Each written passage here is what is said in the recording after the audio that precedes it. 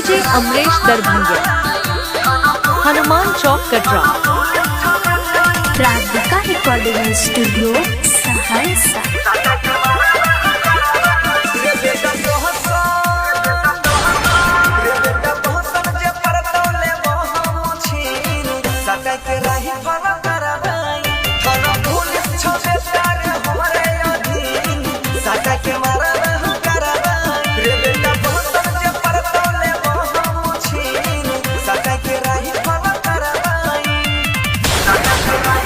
Akanksha DJ sound Katra, Hanuman Chowk Darbhanga.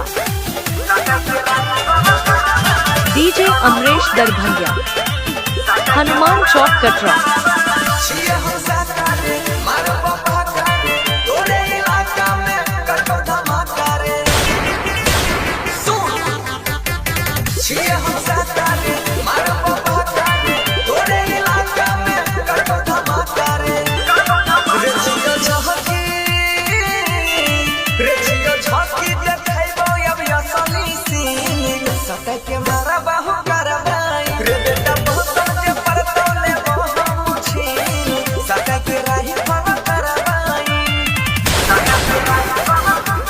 Akanksha DJ sound Katra, Hanuman Chowk Darbhanga.